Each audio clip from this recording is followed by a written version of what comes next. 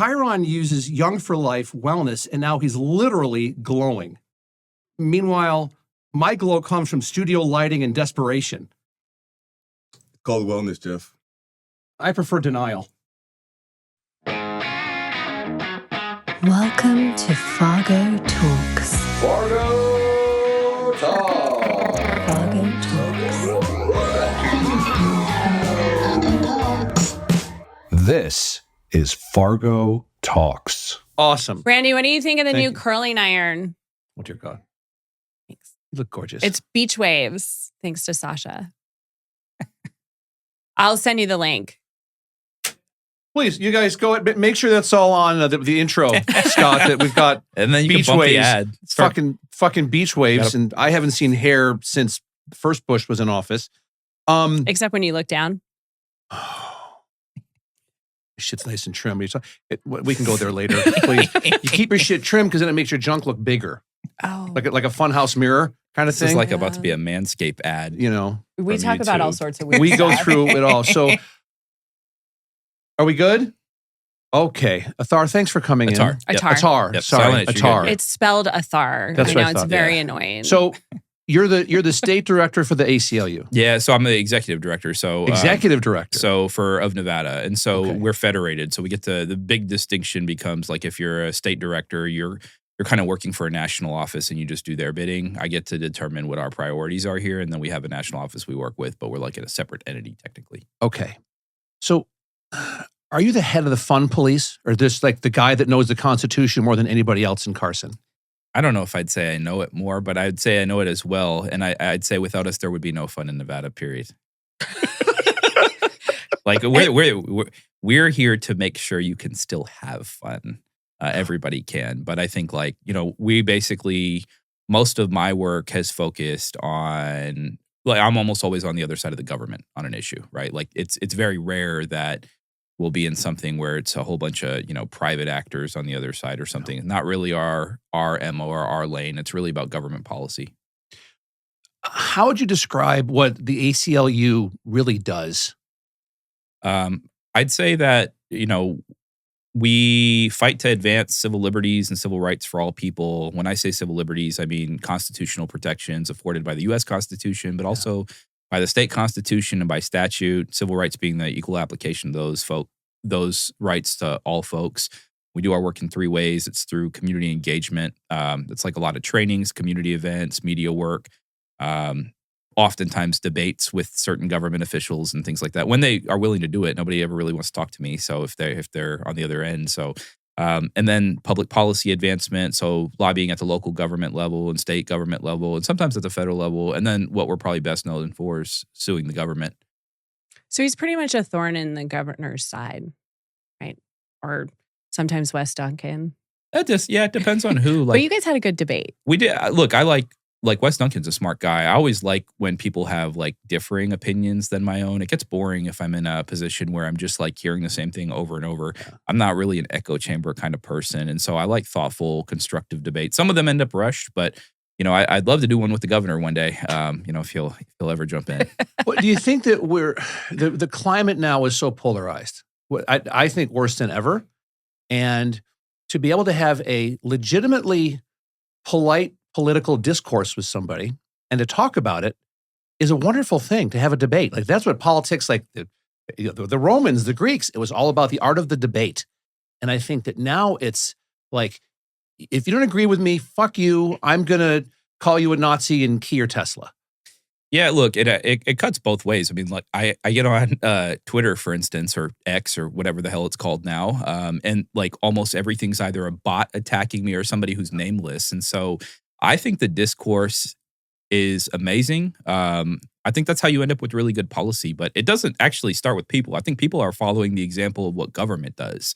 And government on historically, and I'd say over the course of the last 2 decades, has just kind of turned into this thing where it's either we're not going to have the debate back and forth on specific issues or the dialogue back and forth on specific issues. We're just going to do it through media work, and it's going to kind of be simplified into nothingness. Yeah. And so a good example would have been, my opinion, debates about tariffs 4 months ago, right?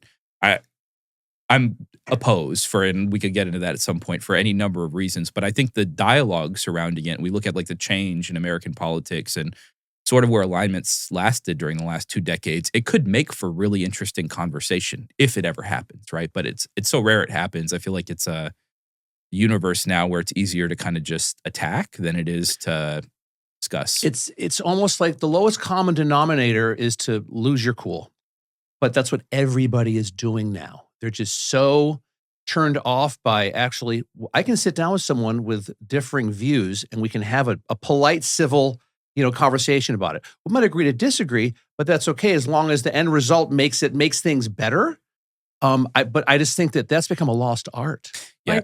I think one of the things that we found surprising last session was that we could sit down and have the conversation and say, okay, I agree with this part, but I don't agree with that part, or I don't agree with you at all on this thing. And I remember you saying to me, it's nice to have a legislator that's actually willing to have a hard conversation. Yeah, like historically, my experience is that when folks tend to disagree, they just will shut the door. And I think that's so problematic for any number of reasons. Namely, you don't get good policy out of it. Like, I don't think the world per se should just look like what my values are.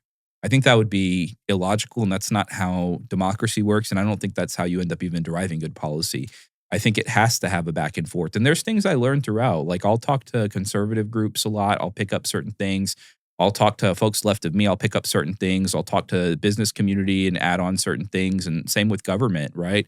And in Nevada, I think it's more true than anywhere else because, like it or not, I mean, if folks were really to look at it, the state is broken at a lot of levels. And it's not because of the people per se. It's just never really been built up.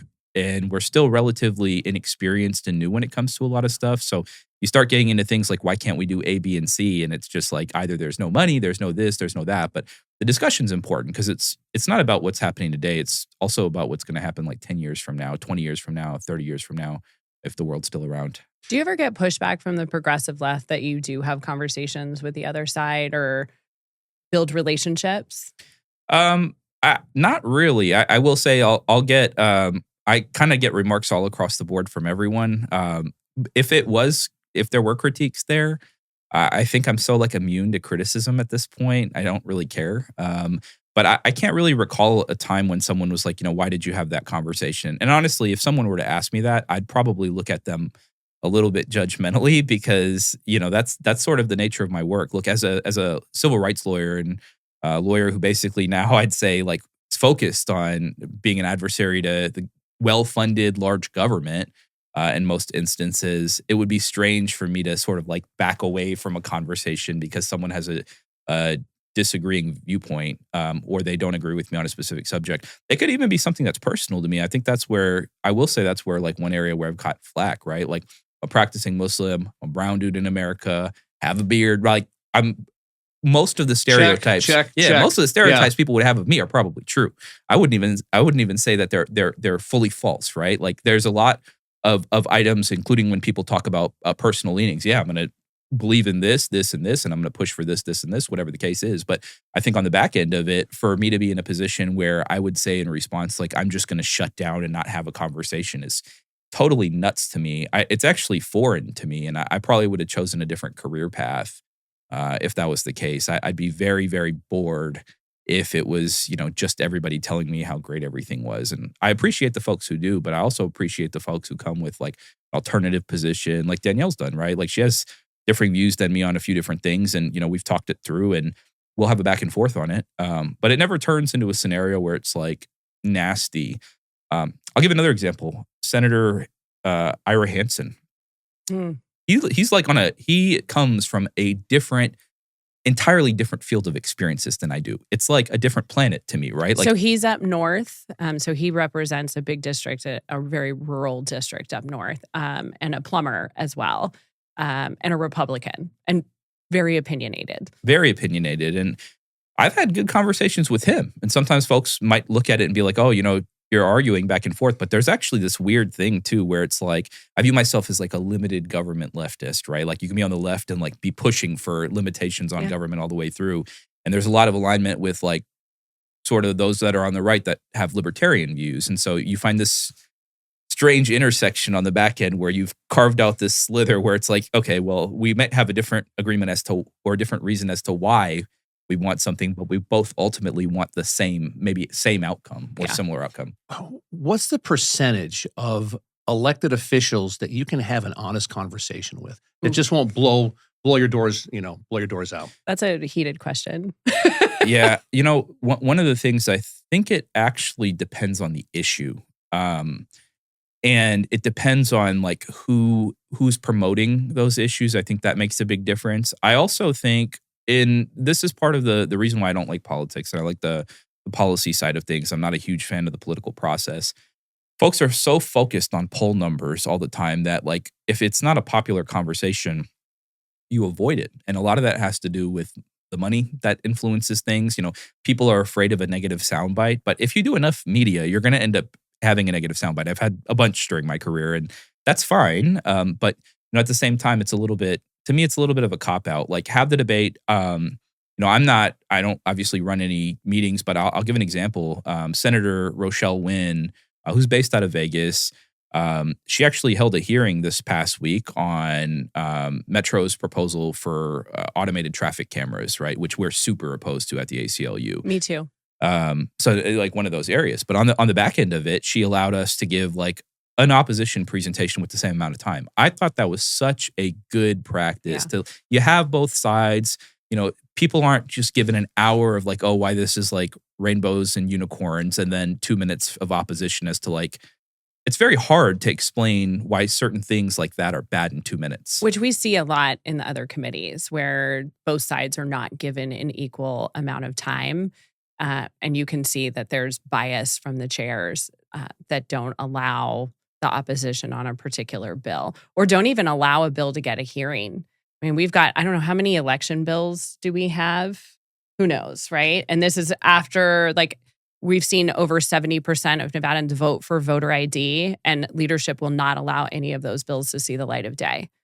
By the way, I'll give an example even on that one too. And again, this is kind of like the differences in approaches, right? Like, I don't purport to be a political expert, right? I know the policy side of things. I would want the hearing specifically so I could have the argument. Like, I would want the talking points to come out in opposition. It's the same for each of these pieces to see, hey, like, where's our argument at? It makes it very difficult to have like substantive change without the conversation. Great example, school choice.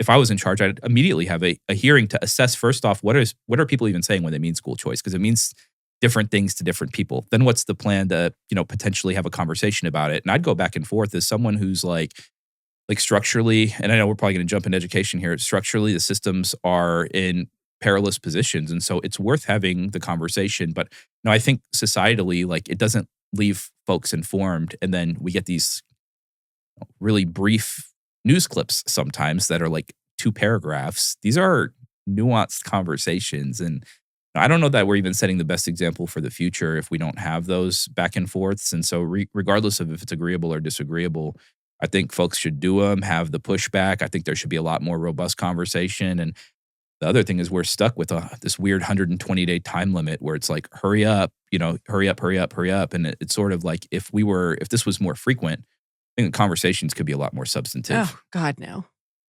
I don't want to go up to Carson more frequently. Look, I don't even know why. To me, we built this beautiful new legislative building. I think if we're going to really like shift into modernity, we should probably make use of that more frequently as well. It would be nice if we had some hearings down here and utilized the building that we spent all that money on. But our Constitution sort of gets in the way of that. How much money was spent on the building? Oh, God, I don't remember. Do you remember? I don't remember, but Like I know it's nice. Something million. I walked in there and I was crazy. like, oh, this is like very like regal. The building looks great. And I think the plan is to eventually start doing more of that stuff here. But, the way our structure is set up too, it's still the 1800s model, 4 months every 2 years to make all this policy. That was my follow-up is that, so let's say $100 million was spent on this government building. How often is it being used? It's not really being used that often. It's wild. But part of the reason is that Grant Sawyer needed to be remodeled because there's like asbestos. Or blown up. And like it was, but it was actually cheaper for us to purchase these buildings and remodel them than to even start digging into the Grant Sawyer mess. Plus, nobody likes going down there. not like the best part of town. So this is more central because it's right by the airport. But I mean, no, it's not being utilized. And it's really sad. But we also have this like Carson City mafia, so to speak, because all the bureaucracy and like the department heads, like it's all there.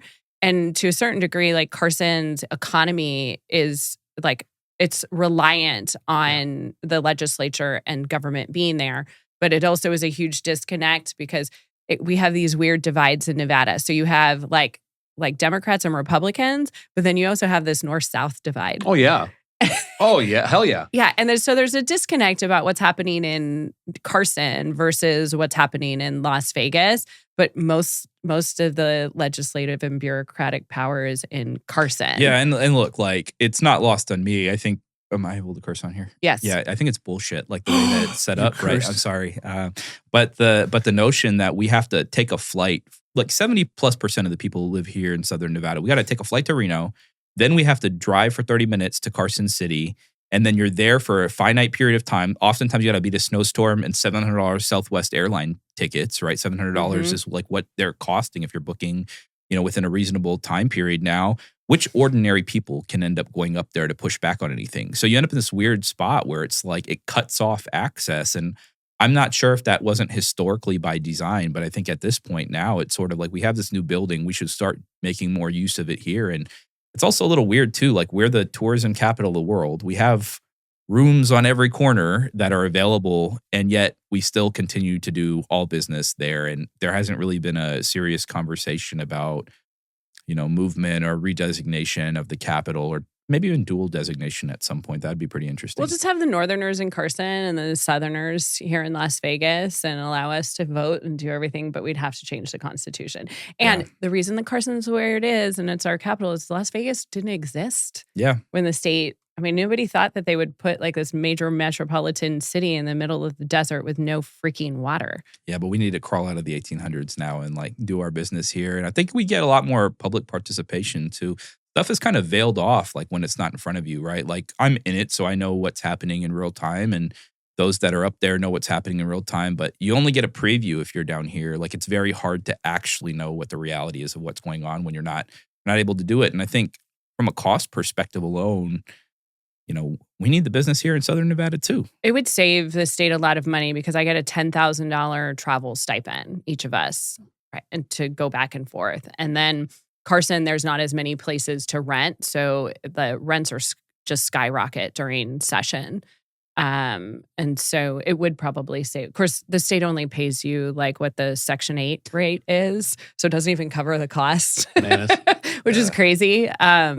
But I will say I feel like the building's getting used a little bit more because I'm seeing more people in Southern Nevada come to the legislative buildings here in Las Vegas and testify that way. So I feel like we've had greater participation in that respect. And our offices are nicer. They're bigger, like not the size of a shoebox, which is what we have up in Carson. It's wild. It's sort of the pathway forward. I think that's like a good modernizing aspect is to like have more of these remote sites. But part of it's frustrating because it's like, did we really learn from the shutdown, which a lot of stuff moved to virtual, and there's a lot of places that still aren't back in person 5 days, right? Like every business is going to do things themselves, but it would have been, to me, it would be cool to see that used more often. I think that'll be the trajectory to get there over time. Hey, let's talk about AB 156, your school board, because that's going to get people really riled up. Well, there's a lot of different parts to it, but I can give kind of a brief overview if that helps, and then I want to take questions too. I also want to hear y'all's thoughts on it because I think it's a fascinating one. So I look at things not for purposes of today or tomorrow. Like I think there's a lot of immediacy fix when it comes to structural issues, but we can't keep bandaging everything up. And so we've had issues with school boards statewide, but primarily at CCSD. I mean, we have sued the district over and over, primarily because there's not really strong oversight, in my opinion. Right now, school board trustees get $750 to $1,000, something in that range, to $1,000 a month. They meet 2 times per month, which is like a hyper part-time position. And they oversee the 5th largest school district with over 300,000 kids and $4 billion, right? Structurally, that's broken. You have 7 people overseeing a system that are going to have 2 meetings per month rush through it, and they're only getting paid that. It's not even like competitive. And if I were to ask either one of you right now to run for the school board, you'd probably look at me like I cursed you out, right, Laura? I'd say fuck no. Yeah. So the Same. goal, right? Yeah. The goal of the bill as initially written was to match the compensation of a school board trustee in Clark County to that of a Clark County commissioner. And the reason why is because we need to be able to recruit folks to run for office, or we want folks to run for office who are going to have a background in doing some of this and don't look at the position like, why are you asking me to do this? This like D-list position where political hopes go to die, right? We want like folks who have board experience, folks who have governance experience. And quite honestly, if you ask me, between the functions of a county commissioner and the functions of somebody overseeing the fifth largest school board in the country, I'd say the school board is just as important. So we want people in those roles to be able to have that. So it matched that for CCSD. It also gives enabling language to places outside of Clark County for those county commissioners, if they're able to utilize their own funds, do the same thing, make those positions full-time. That's really what we want out of this bill, is we want trustee positions for those that are elected trustees to be full-time compensated positions so that we can actually get to a place where we have real conversations about education. I think so much of what ends up happening right now, including on school choice, right? Can't even have discussions around it right now, to me, are like illegitimate. Not the concept, but the discussions around it, because this building, like the school district's on fire here. Like, and the reality is that if I was to give an analogy, I'd say right now we have a burning building. Let's say there's 100 kids in it. To me, the school choice solution in Nevada, I can't say everywhere else, but in Nevada right now is like pull 5 kids out and pretend like the building's not on fire right now. The building is still on fire. We have to figure out a way to get this under control. Once I think CCSD is under control, I think we're going to be able to have a lot more robust conversations, whether that's about charter expansion, whether it's about opportunity scholarships or anything else of the sort. But as it stands right now, it's not there. The other part that we added on was voting rights for the appointed trustees, which is where I think some of the challenges ended up popping up from certain folks in the community. They don't like it. So you pulled somebody else's bill that got killed and pulled it into yours. Yeah, well, because there was pushback on our side for that bill. Oh, I know. I saw the pushback. I thought dirty politics. Yeah, I thought the pushback not really. The bill was dead, and I thought the pushback was bullshit, right? Like, here's why. Appointed trustees they're not like coming out of nowhere. You still elect the municipality that's appointing them. But the issue that popped up was over the course of time, and I very rarely will say this, everyone has been pissed about how the board has conducted itself. Then last session, in a bipartisan bill, they went and got like trustees, the appointed trustees, the ability to be on the board and, at least attempt to make a motion. The first thing that the other ones did was cut off their ability to even make a motion. So actually, they were human paperweights. Yeah. Yeah. Yeah. So, and the reason there was pushback on allowing these appointed trustees to be able to have voting rights, came from my side, was because Clark County is mostly left. And so the parents were worried that the appointees would be very left. And so they weren't comfortable with that because there's not equal representation for both sides in Clark County. I always die at the political theater of some of the school board stuff. Hate to use that word, the phrase, because it's so overused. But like, proficiency is like last in the fucking country. Conversation, right? I know, but it's the last in the conversation I know it never comes. I'm like, every academic indicator is miserable. We're not able to attract businesses at scale here because the first thing they come back and say is like, your schools suck. Yes. It's not even getting into the medical part, right? Like, there's a real opportunity to improve things, but a lot of the stuff's become so politicized that from my vantage point, it's like, what do we do here?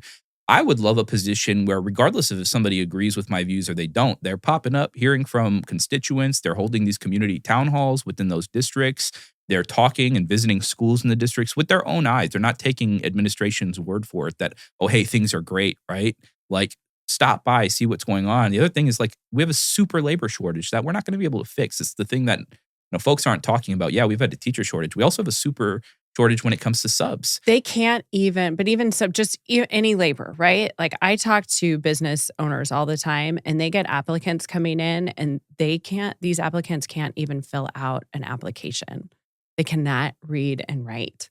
That's scary. The argument before was actually, and I'll say this is where the representation or democracy piece played in. I think there's even an argument there, was about like whether or not they need to have qualifications. to be on the school board? Like, should you have a specific type of background that provides something, whether that means fiscal management oversight, whether that means educational oversight? And that got a lot of issues, or had issues with it in terms of community pushback, because folks were like, I should be able to do this. I should be able to serve in whatever role. We don't need this. But it's weird. We have this one set of standards for everything that's medical. Imagine somebody popped up and was like, yeah, for our state medical board, or that even at like when we discuss health district related compliance issues, where to say like, oh, no requirements, people would be furious. But when it comes to education, it's almost like we don't want to do anything different. And I think a lot of that has to do with, and I think a lot of these issues in education are distracting. It's why I always talk about proficiency first. Like, are we college or career ready here? And we're not. No. I think there was something that came out 2 days ago that was like, we started including Puerto Rico in the indicators, and now we've been bumped to 51st. Instead of 50th. And I'm like, so what salary are we talking? 80, 90,000 if this bill passes? Yeah, it's something in that range. And the Okay. reason why is it's just like, and if commissioners minimum bumps, that's what would bump too for them. It should be equivalent. And I think realistically speaking, there might be trustees who say like, oh, I don't want to do this. I want to work part-time. Well, it's not about you. It's about the people we serve. It's about the systems we oversee. And for $4 billion, like what, a third of our state budget, $4 billion on CCSD, and there's always issues. People will pop up and say, we want an audit. Well, it's not your mom's taxes. Like, you can't just pop up to some random person on the corner and say, hey, go through this. Broader issue is like, there really needs to be oversight and community involvement. And I don't think you can do that in this type of district. 2 days a week or 2 days a month. It's like, and they get up there, basically, they go to the meetings and the trustees get on the dais and they spend the next 2 hours getting attacked by the public, and then the meeting's over. Like, it's a very weird, and I understand. But don't you think that the superintendents actually like it because they get to just do whatever the hell they want, and they don't really have, they don't have to answer to the school board? If it was me in that position, or you all, could you imagine like having horrible outcomes and then you continue to get pay raises and increases? It makes no sense. I would have gotten fired if I would have produced numbers Does that way. Clark County School District need a Doge to come in and just say, what the Is that a fuck is bad going word? on here? Are you suing? Are you getting involved in any of those suits? Which Any ones? of the Doge suits? Hold on. No, answer my question first. You calm down. Answer my question Well, I first. think, look, a concept of efficiency would be better. I think an inspector general would have been good. I don't know about Doge or the federal government. I don't think the federal government does anything effectively. There's like 3 things I could probably say total that they maybe do effectively. But I think from a state perspective, there's been multiple attempts to have like an inspector general, specifically with respect to schools as well. And that's kind of failed as well. The other thing is that like government agencies and government entities, and I was one of them previously, and all these boards, they all have their own lobbyists. And then they pop up whenever we ask for anything else, and they're like, oh, we don't have any money for that. But you have money for lobbyists. They do. And so Andy Matthews introduced a bill in government affairs this session to do an inspector general. He was out of respect given a hearing and then told he was not going to be getting a work session. So solutions are coming to the table. It's just, leadership as a whole will not allow them to move forward. The IG concept has died over and over and over. Yeah. And I feel like there is always such pushback when it comes to oversight here. The other part that comes up that becomes confusing is folks will be like, well, let's let the state do it. The state doesn't function as well normally as the counties and local governments do, which is like another weird wrinkle in this plot that, it is very hard to get the state to move on very much of anything. It's like why we have a state board of education and nobody really knows what they do outside of 8 So people. what we're good at in this state is we're good at creating regulations to regulate the individual citizens, but the government never wants to be regulated or have to answer for their bad behavior. I mean, we run into that all the time. What's going to happen then with the dissolution of the Department of Education? It's going to go back on the states. Then what happens? That's why I think I kind of like, I saw some of the feedback and there was people, in other states I saw that were like, this is great. But if you're in Nevada, like it's going to get worse here, which is shocking to Why believe. do you say that? Because now we're not paying like that Well, that middleman, we're right? the- And so there's all that money can actually go directly to the states. Who's managing your state? But they're stuff? going to different departments. No, but what I'm saying is that like if we were talking about the departments in Nevada, like unfortunately the reality is I might even have more challenges with the way that they'd administer things without oversight than someone else. And so it becomes this like weird, confusing scenario where, yeah, it sounds good, but the reality is that like for it to actually end up occurring in that fashion, it would require a lot. We don't even have the bodies to be able to handle most of this stuff. It's why there's always a backlog when it comes to everything. The Nevada Department of Education, the Nevada school system is the Fredo Corleone, of the nation. And it's like almost like in Godfather 2 when he's like, he kisses Fredo and says, I knew it was you. You broke my heart. We all know. We know that we're the worst, but nobody is doing anything about it. And it's almost like, again, in my opinion, I'm a big fan of Doge because you've got some of the smartest guys in the fucking room are there for nothing and they're billionaires doing it for just to make things better. I feel like we need something like that here where you get people that are ridiculously successful in this, and this, and they donate their time to come in to overhaul this thing. And you're never going to make everybody happy. We're fucking broken. Well, we It's do keep coming up with the same solutions and expecting different results, right? Education needs more money. Education needs more money. And it's like, and I always point out, like, what we spend per pupil, just baseline is somewhere between 11 or 12. Those numbers are constantly, I see different numbers. I'm sure you do too. That's half the cost of what I send for my kids to go to private school. Half. Yeah, the hard part about it is like when we start discussing big systems, right? And it's a big system too. The solution we'll get a lot of is like just break it apart. There's probably a model to do it. There's already trustee districts that are there, but the reality is you still run into the issue of who's doing it. And when we come down to the talent levels, that's why I mentioned this, correlating it back to the trustees. When we talk about the talent level, like, are we putting people in positions where they're going to succeed? Are we doing that because the talent pipeline is deep? Is it big? What does it look like? And I think we end up focusing on, as a state, on, and in education, it's particularly bothersome on more the social aspects that end up occurring. Instead of like proficiency everyone should be unifying around the fact that this rate is a disaster. It's not about, we have to figure out why. And it normally starts earlier. We don't have pre-K here, which is something that's been a discussion. We have no money. Our tax system is just as screwed up as some of the other items because it's still antiquated there. And I know people like to pay, lower taxes, but this isn't really, from a structural perspective, it's not the best way to deal with holistic education. The issue now is if you were to try to go to a ballot question and ask for more money for education, I don't know that people are going to want to keep investing in something that's not yielding results, right? Maybe if we had less boards and commissions, we'd spend less money. I would love that. It just, to me, it's the 800-pound gorilla in the room. Take out the hospital medical thing is also a fucking train wreck. But I have kids that go to, I have a stepdaughter, a daughter, and a son that are all in CCSD schools.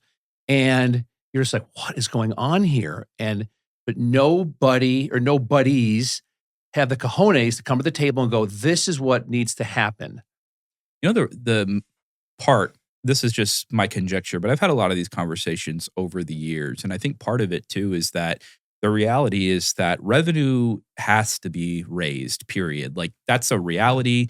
You can't cut your way out of like improving education solutions. You're still going to have to invest. It's a tough conversation to have. And people in Nevada generally, or that come into Nevada generally, don't move here because they want to pay taxes, right? Like, it was also why I got confused for years, why we were like touting being a retirement hub. It may sound good for others, but if you've got kids in school, like, we want folks that are putting into the system, that are paying into it in that way. If you're in the medical field, yeah, or if you have young kids, this is not your first choice. Nevada is not your first choice. And that's sad. It's sad because we do have a shitload to offer people. We do. It's wonderful here. It's a beautiful place. I think the people of this state are wonderful people. Mm-hmm. Agreed.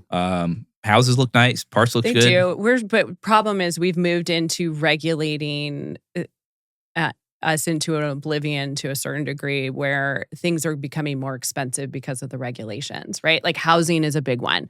We had that 2008 or what was it, 2007, where everything was like booming and then the bottom dropped out and we had all these like unskilled workers. And so we had some unsafe situations. So we did this like knee-jerk reaction and overregulated building. And it really strangled building and growth in the state.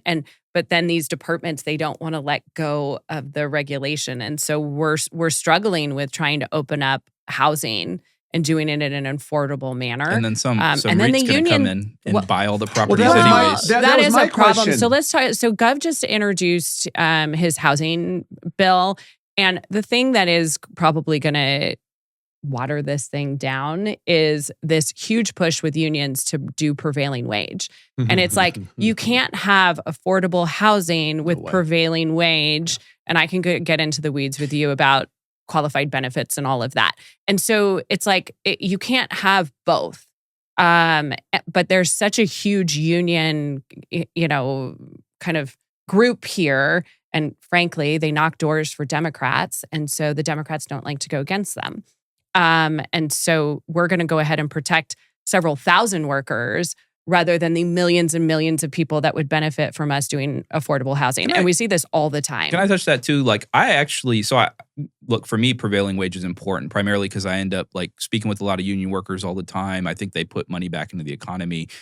I think the big challenge I have with some of the greater investment when it comes to these items is there's just no layer of certainty that it's going to end up in Nevadans' hands. When we end up having these like publicly traded companies that pop up with majority share of the market, at that point, it was even, I remember during the presidential campaign, I saw I think that's a little, they don't have the majority share of the market. I think the majority acquisitions during the last 2 years, if I'm not mistaken, it was like they had said the two most significant acquirers of property ended up being the two largest companies that are doing business in that space. And one of the things that ended up popping up over the summer, which I thought was kind of like demonstrated just how crazy the system has become, is VP Harris. She's running. They had announced the plan to, offer down payment assistance, most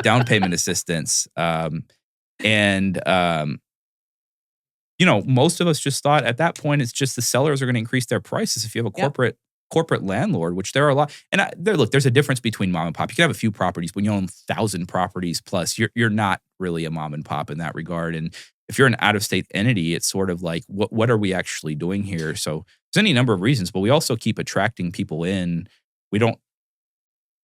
We're attracting people into the state that are not, again, we don't have there's no state or income tax. There's no real local income tax outside of property taxes. And so you end up in this base where it's like, we have now greater demand on the system without having greater input into the system. And I'll say, I like prevailing wage, like paying people a living salary. My issue is the definition of qualified benefits, which is included in prevailing wage. They've limited it so that only signatory, meaning union companies, can count their qualified benefits.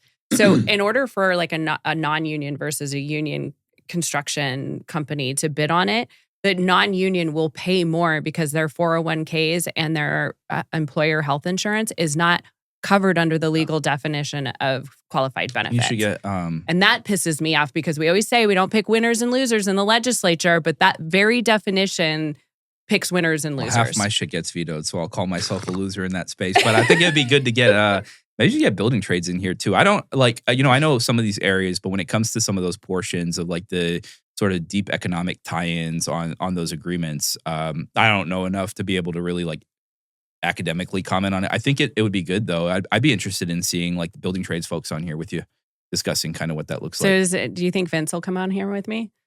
Maybe. I hope he wears that 3-piece green double-breasted that was an elite suit. I will say some folks in Carson, when they come, the fashion is like dressed to the nines. Yeah, like really. There's a couple people that have like amazing outfits. Like Gil with the charter schools. Gil, awesome dresser. Yeah. I'm always impressed by like, and I'll see it on a kid. I'll be like, that's fashion forward right there, which you're in the wrong place for. But you are. Is there just an overall lack of transparency in terms of the government, schools? How the housing bill, when the housing bill is getting done with Gov, like, what's going to prevent a hedge fund from coming in and gobbling up all of it? Yep. And completely putting everyone else, mom and pops that want to get their own place or first-time home buyers, what's going to prevent them from getting in? And it's the hedge funds. Yep. And I can't think of, there's not really many government entities I point to and say like, yeah, ultra transparent, right? Like it's a huge issue because when you fail to be transparent, it's almost impossible to get accountability, right? We're running around trying to find the actual items first, as is everybody else. And then it's only on the back end when you find it out, can you move into accountability. So it's an accountability avoidance tool, but totally agree there. Look, there's an example that popped up on I want to say on Thursday this week. the Nevada Department of Corrections, I don't know if you guys saw that story. Oh, is $60 million in overtime payments. And this the first time anybody found out in the ledge was like this week. Yeah. Like that's a shit ton of money. $60 million. To put into perspective how much money it is, I think the request on opportunity scholarships in the big fight last session was for $6 million, if I'm not mistaken, in total, right? It's like 10 times that amount that was paid in overtime. And the issue becomes, he says also during the time, he's like, we had the conversation with the governor for the last couple of years. We flagged it. I don't know if it just wasn't transmitted or what happened, but he said it was going to get worse.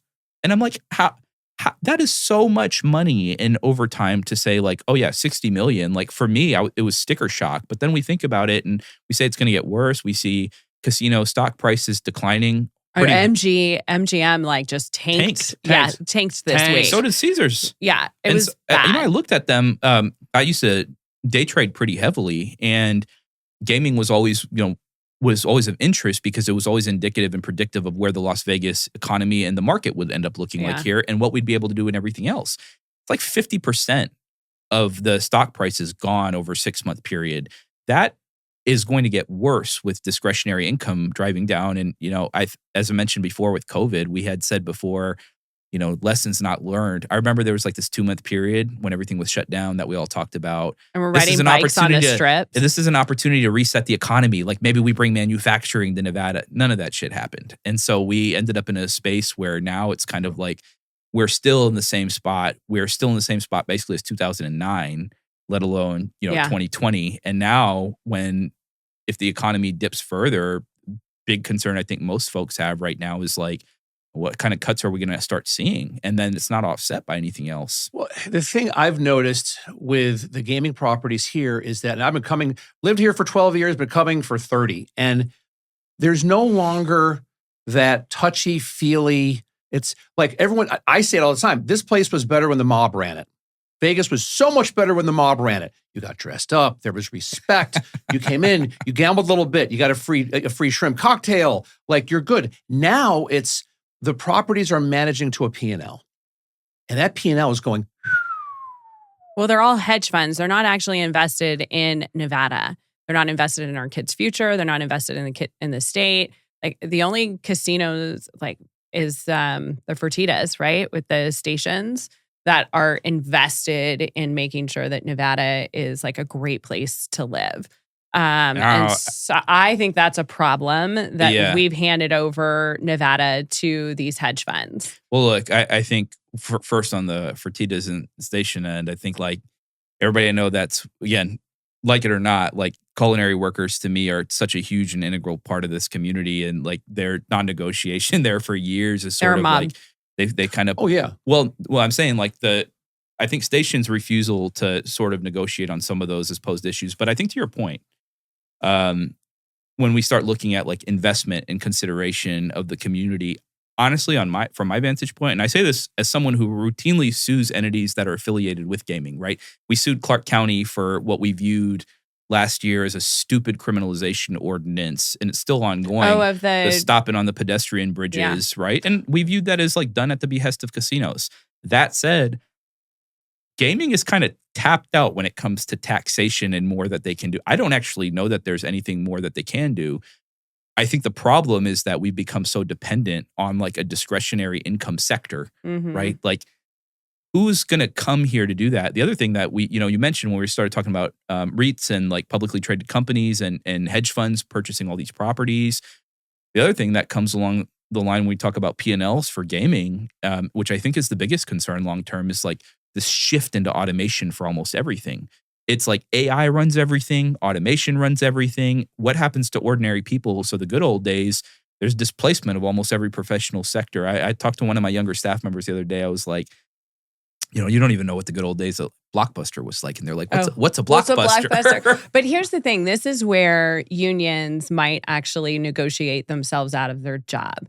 They're getting so greedy and such like becoming so like bullies, right? And holding so many of these companies' feet to the fire that eventually these companies are like, okay, if I can have AI do it rather than dealing with this fucking bullshit. But the issue on the back end, too, like first, to me, and again, I say this as somebody who's super plugged in and tight with labor groups here for the specific reason that they offer their members protections when they're terminated, because you have casinos that are just trying to make their bottom line, or other government interests, especially the government ones.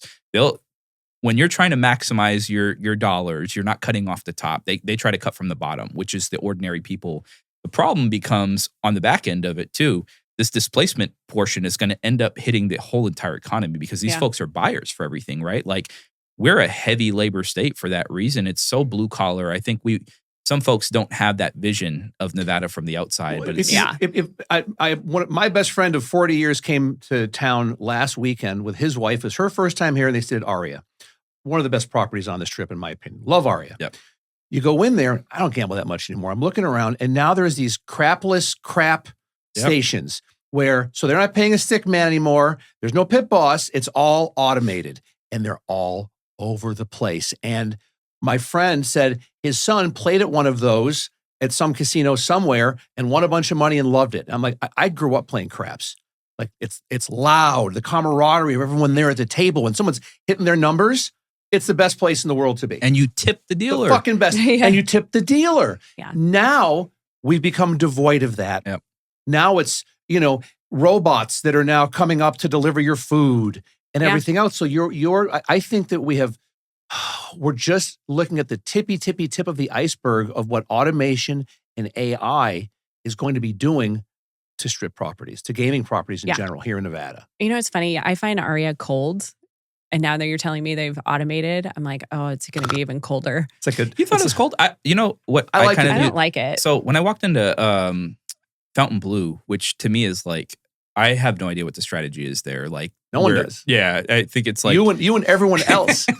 So I'll say you and everyone else, my friend. I'll say when I walked in, I'm like, this is like so over the top nice that I almost feel uncomfortable like being here. Like, this was not, and like I grew up here in Vegas too. We'd spend a lot of time at the Fiesta, which was like normal to me. That was kind of what I thought the envisioning to some degree of Las Vegas would be like. It was you got $6 buffet. I saw something the other day too that they're like only like 12 buffets or something that are like left in Vegas. They're shrinking rapidly. COVID. Because people are, germ freaks. Well, I think it's also like it's just the cost associations have changed. But I had seen something else too that had said that, the nature of the tourists that are arriving is different. They're not here to gamble. They're here to go watch shows and go to restaurants. They're going to the clubs. It's kids the going to the restaurants clubs. are great. See, I like Wynn, Encore, the Venetian, like these very ornate casinos. I don't like the MGM, partly because it's so big, right? I mean, it takes like an hour to get from one place to the other. I think if I had to pick a favorite, it would be hard. Resorts World, I actually really like. I do like that. But Caesars, I'm still a big fan of, and the Paris specifically. I don't know why I'm so used to being there. Well, it's Eiffel Tower restaurant is one of the best spots for a date night, anniversary, birthday, whatever on the strip. That view, I think. Get the view of the Bellagio fountains going off at night. Oh my God! Underrated gem too, I think, is Planet Hollywood. Oh. It's like random. Like I sometimes I'll go on what's like Vegas.com or whatever, and you'll get those show tickets the same day for like $20. Oh. Which is like pretty cool. It's a fun time. But I remember when it was the Aladdin, and it used to have this like Middle Eastern theme. So I used to, when I was a kid, I was like, oh, this is fun. You're like I'm home. Right? Makes you homesick. I'm home. Go ahead. Let's talk about AI porn, because he changed my mind on this. Not that like changed your mind, like, I'm a fan of it, right? But on the So policy there's aspect. a policy aspect of it. What is it? AB 187. 187. So essentially, I don't remember who has introduced the bill. Is it The Senate Majority Leader and the Attorney General? Okay. So essentially, they want to, and I get both sides of this, but to kind of criminalize if somebody has caught with kiddie porn, but it's AI generated. And, the idea is that you're feeding into an addiction. Okay, it's an illness, it's a sickness, and that they would like to be able to prosecute somebody that has found this. And I was like, yeah, that makes sense. And then this guy had to come around and go, well, how do you prove that that person, that AI-generated person is underage if they don't actually exist? So like our vantage point on it, my viewpoint on it was that, if you have someone, a real person, let's say, and they're, 17, you turn them into a porn image, you can criminalize that. That, to me, there's not a constitutional consideration that's deeply involved with the modification, because I think somebody has a right to basically maintain the image of themselves without alteration in that adjustment and be turned into a porn character, especially a minor. The issue with this particular one, and the problem we had, was it also criminalized what appears to be a minor, even if there is no real person at the beginning. I don't know what that means, right? When you start saying like what appears to be as a matter of constitutionality, you're not giving clear guidance. The reason why the existing state of the law at the federal level had criminalized modifications and things of that nature, anything like that, was because you have a real person it attaches to. When you start dealing with something like this, like my view on what might be someone who falls within a specific perspective on an age range isn't the same as somebody else's. And so you have varying results. The other thing I mentioned there too, you got an OnlyFans model who's 22 and they throw a filter on, and now you have some judge at some point, or some, DA that doesn't want anyone on OnlyFans and says, you look like you're 17, we're charging you with a category B felony, and here's a mandatory minimum associated with it. From my vantage point, there's enough real serious issues and real crimes to go after the ones that are fake. So I talked to Metro about this week because they were all up in Carson, and I asked about it because they were surprised, where I'm like, I don't know about this bill, right? And they were saying that they don't really prosecute if there is like, I can't remember the term they use, like if somebody is like 15, 16, 17, because it's like it's that gray area you don't necessarily know. My joke, like when I was 13, my nickname was jailbait because I looked like I was 30.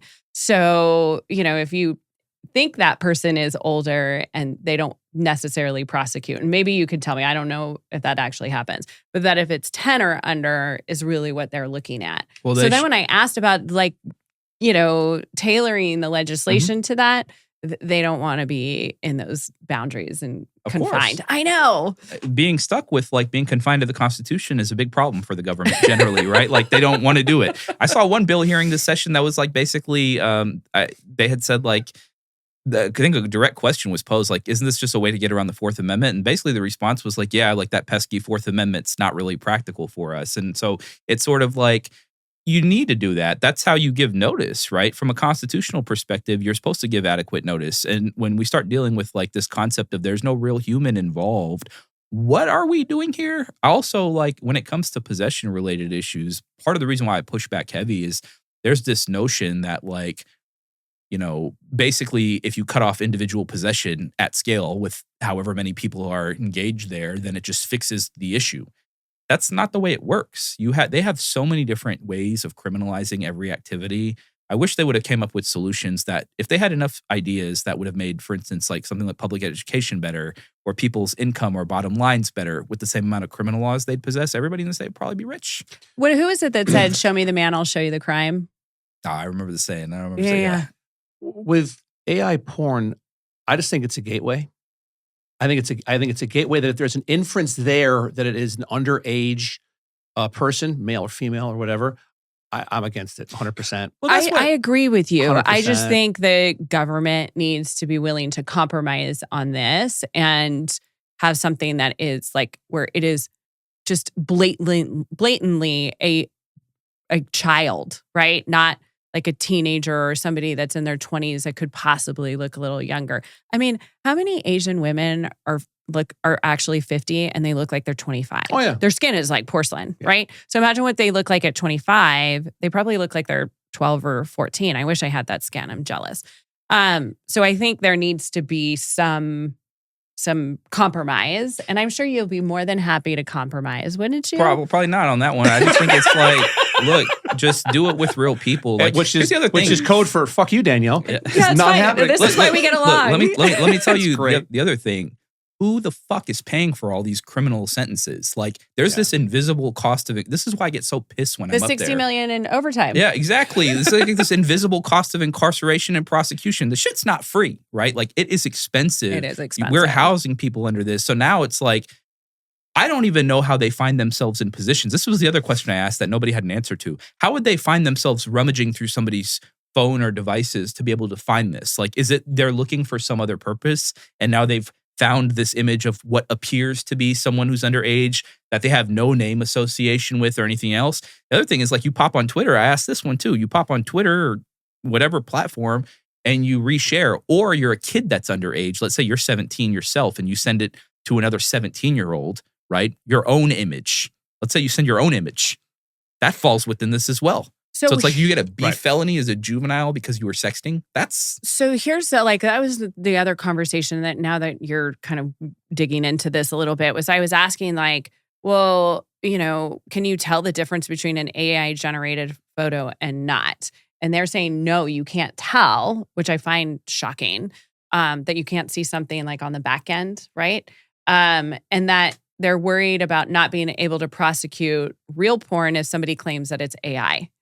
Well, why don't they go find that? That's the part that I get lost on. Like, if they're going after someone who's real, we wouldn't have posed even probably a complaint in that regard, right? They're going after, it's like this catch-all, and they always try to do this. It's a catch-all that allows them to pad numbers and say, oh, we stopped A, B, and C. And like the efficacy at the end of the day, like what result is there? I don't know what the end goal is. They're going to store people in these prisons and pay out hundreds of millions of dollars worth of overtime that won't go into education. They're trying to stop the argument that, oh, this is not a real photo, it's AI. That's what their concern is that these pedophiles will get off because they're going to claim a photo is AI and not a real person. Well, why can't they go find I've prosecuted sex crimes, right? My first 3 years out of law school, I was a juvenile sex crimes prosecutor in New York City. So I exclusively did that. Obviously, this is pre-AI, I guess. Like there was not all of this stuff popping up.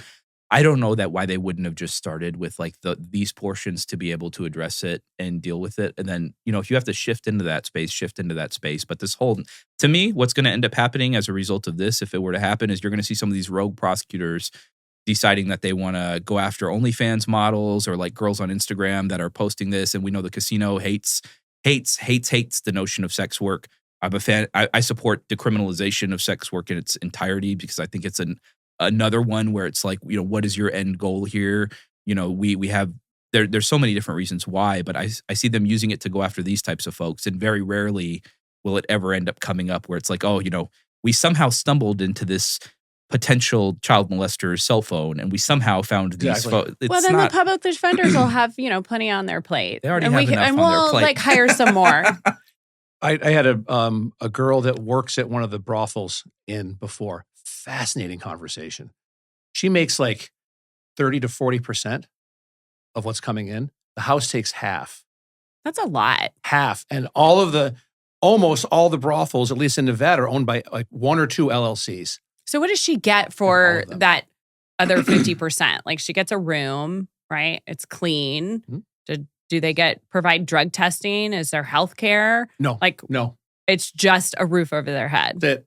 And they're under a license, so they know they're not going to get criminally charged. That's probably the main portion there is that like it's part of the reason why, to me, it's when we talk about overregulation of some of that stuff.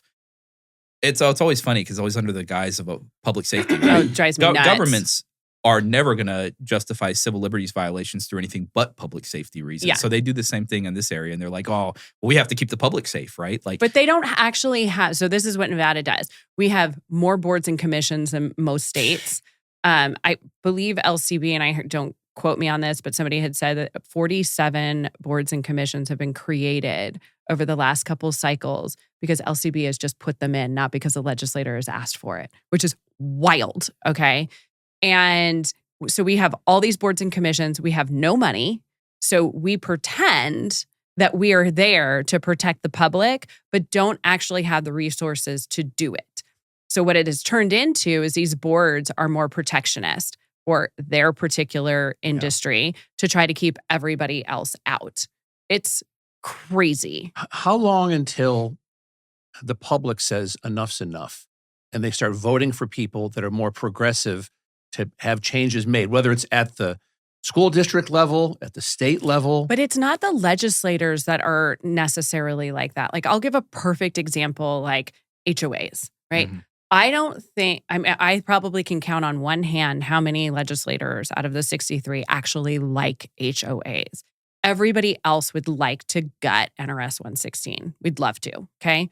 But the chairs do not want to take on an HOA hearing because it will be just as bad as those gun hearings or the dying with dignity hearing that I had last week. Okay. Like it is just, and it's so what you get is you got a small group of people that are the loudest in the state that come out against changing it. Yeah. And everybody just crumbles because they're like, I don't want to deal with that I'm problem. exhausted. I'm exhausted. Yeah. I'm done. My handyman bill is another good example. Well, they all have HOAs too. They're going to bring out their gaggle of lobbyists. For years before the policy was reformed, they had primary right to basically take your house over other creditors. Like, how do you even get that into law? It's like they spend money on lobbying. They spend money on the HOA did during which was wild. They it had was first. nuts. Well, First rights. I've heard often from people in town that HOAs are the closest thing to organized crime in Las Vegas. Yes. You're not going to hear a disagreement from me. There's no appeals process, which is also crazy. So if the board decides something,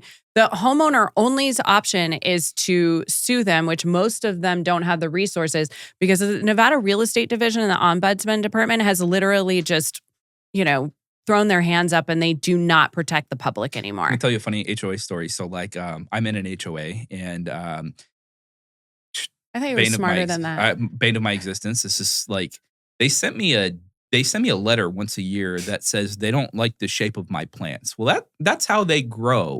Like, what the fuck do you want me to do? So I have to send a letter back every time that's like, just go ahead and send me whatever. If you want to go to court, like we can do that. But they run amok all the time. And unfortunately, correlating it back to your question about like, when are we going to get other people in? I don't know that running for public office is desirable to most people in Nevada. So you really have to be willing to kind of sacrifice your whole existence. Like you might be able to share more there. I've never done something like that because at the end of the day, like I got bills to pay too, right? So it's like I have that. I don't have this extra additional, time. And I think the way that it works is like you see the political, it doesn't even matter what the race is. They're so nasty. It's like you're going to subject yourself to that. And then on the back end, it's like to be in a position where you're basically kind of viewed negatively and having to fight the entire time. I'll tell you, so last session I tried to bring this handyman bill forward, right? Currently the law says a handyman can't do a job that's more than $1,000. And that's time and materials. Okay. Been on the books since 1970. So the scope of work that a handyman could do in 1970 is now illegal today because of inflation. Okay. So when I brought this forward, you know what the lobbyist did? She went around and lied to everyone that a $5,000 job would really look like a $20,000 job. And I was like, nobody charges that much. Like industry standard on materials, right? And labor would be like a 20%. Like that's what my GC does, my husband. So you're not going to be looking at jobs that big. Plus on top of it, when you have, like particularly for me, if I have 6 months worth of feces in the backyard, landscaping, 3 doors to hang, and a trash out that requires a dump box because you have a hoarder, there is not a contractor in this world that is going to show up at that house to do that job. But it is going to be more than $1,000. So it's wild that the lobbyists will go out and just blatantly lie to protect this. It doesn't surprise me, especially when we start dealing with the licensing issues and things like that, or licensed work. Like hair washing? Yeah, you need a license to wash hair. We're the fourth most, we're the fourth most licensed state in the country. And Institute for Justice, which is like a libertarian leaning group, I would say. Mm-hmm. They're kind of on the right. We kind of lean more to me on the left when it comes to the political stuff, or like policy related items. But we are very aligned on this issue because they said not only were we the fourth most licensed state in the country, we're ranked the worst state in the country for anyone who's ever had a criminal legal system touch point to be able to get a license. And so what ends up happening is these boards go rogue. They have no standards. They all do things differently. They reject these licenses for people that are trying to finally turn their life around, get work. And they just reject them after they go through the trainings. And from our vantage point, it's like, what is the end goal here? We have so many boards and commissions. It's like if you name it or you thought of it, there's already a board for it. You might not have anything even working in that sector, but somehow there's a board or a commission that's overseeing There's a board for raw milk.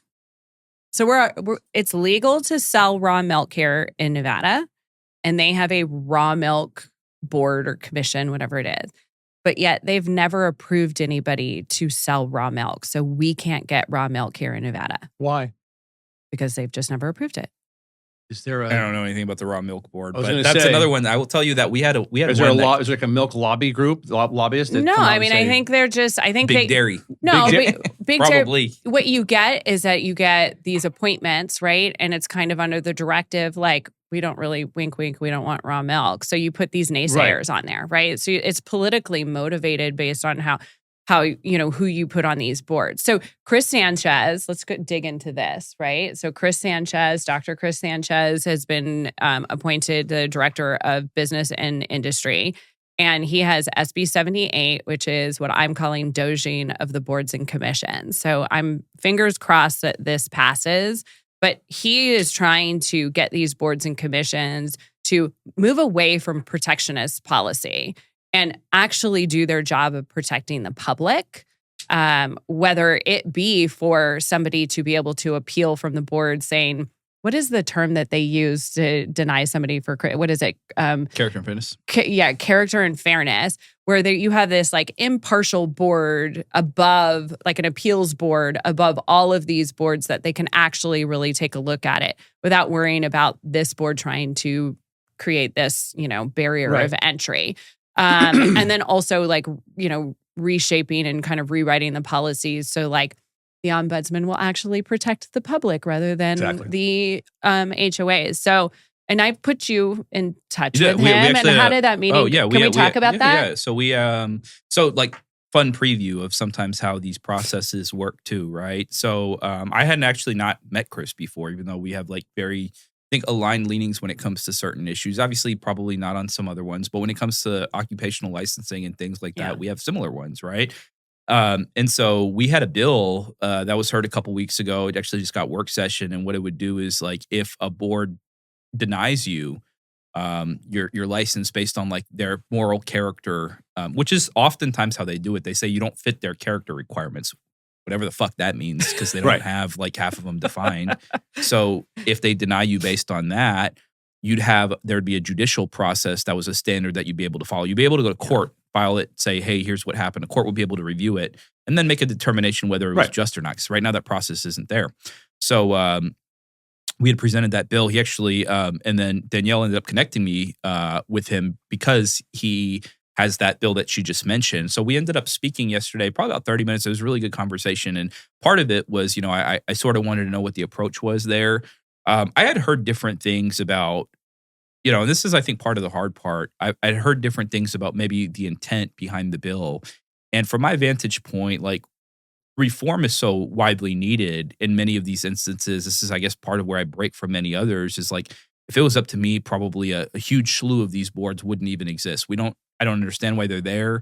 They could be probably consolidated very far more quickly and more efficiently. So conversation was good. He has an amendment on his that I'm going to review the next few days, probably to try to simplify, but it's just hard. I think that like most folks won't be aware of the board and commission related issue. And this sort of administrative rulemaking is, I think, where things get really problematic for a lot of us. And if you're somebody on the left, you should be really concerned about increased administrative rulemaking. It's a reason why we had pushback for years. It doesn't matter who's doing it, but the reason why is because like the legislature has the ability to engage in some of that policy making. These boards take that little bit of power they're given, and they go a million miles per hour to try to get to the ultimate, like we're the end all be all. We're going to control your livelihood and your future. Yes. Even if you've been doing it for years. And one of the things that we run into is like, we need more doctors and nurses here, right?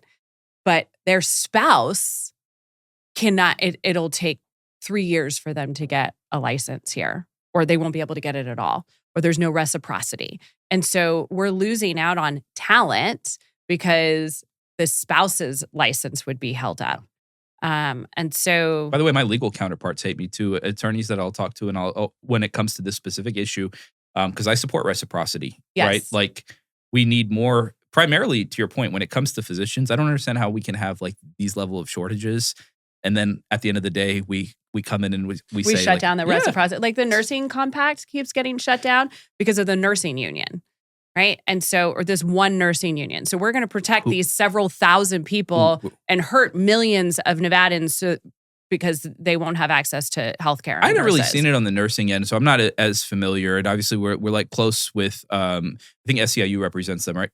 Yes. Yeah. So, but I'm not as up on the nursing portion as I am on the doctor portion. Mm.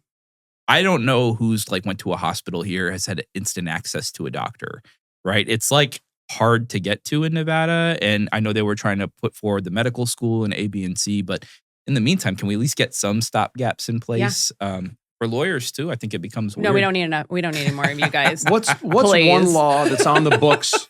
What's one law that's on the books right now in Nevada that you would scrap if you had the chance? Death penalty.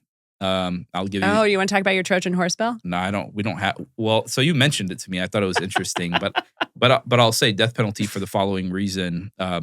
Rarely going to get used in the way. It's kind of like an optics talking point, but the reason why is, and I'm super opposed to this, isn't even on my end, like as a personal level, not even because of the death penalty itself. It's because it's used as a coercive measure to force people to plea, so they don't end up taking a case to trial, which I think is like such a significant violation of the Constitution overall. To say like, hey, we're going to basically offer you life or death, but if you don't plea now, we'll see where we end up landing. I don't view that as being fair. That's one of them. I'll give another one though that I think some folks, I don't know if they'd be surprised by. We have a rule that restricts wearing campaign apparel or something that's aligned with a campaign at a voting site. It falls within like the electioneering statute we have.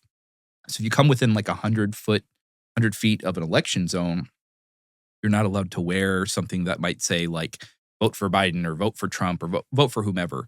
And instead, they're going to potentially tell you to flip your shirt inside out. I think that's a stupid rule. Like, it should be your conduct that matters, not what you're wearing. Your apparel's not, to me, that's not conduct. You're not talking to somebody and telling them to do something. You have reasonable rules to avoid people feeling pressured. But honestly, like, if we're spending all of our election time period focused on who's wearing what, we missed. So let's the ask picture. this question. What if you have somebody Mhm. that does a tattoo, like on their forehead, and it's like Biden's face or Trump's face or MAGA. like I love RNC? Well, I don't or think anybody's love putting Biden's MAGA. face on their forehead, but But they do might you, have done it do you with see where Trump. I'm going with on this? Like, are Very we true. now going to deny them the right to vote because of that law? I think it's the apparel piece. And it's not really even like uniformly enforced, I'll say. I just don't really understand the point of it. I'm one of the people that volunteers and we work on the hotline when complaints come in to see overwhelmingly complaints from every side. This person's wearing this. This person's wearing this. They need to be A, B, and C. And I'm just like, so. What difference does it make? Exactly. Like if they're flipping their shirt, if you're 102 feet out and you're wearing the shirt versus 100 feet, like it seems so arbitrary. Yeah. To me there. Now, one of the things I came into issues with this last voting cycle was that one of my girlfriends, her son, who's 18, 19 years old, he doesn't know what paper and pen are. He shows up to vote and he has his phone in his hand because he has his notes on who he's going to vote for on his phone. And they would not allow him to bring his phone in. And he's like, but this is how I know who's going to vote. So he calls his mom. So then I was a few minutes away. So I show up. I call I think I called the election. I probably called Cisco or somebody within his office, right? And I was like, he has his phone. He's not taking pictures. He's not taking video. He has the notes on can he use this? And so we had to re-educate these poll workers, right? That he was allowed to bring in his phone provided he just wasn't taking photos. Can I tell you, that's like one of the weirdest things.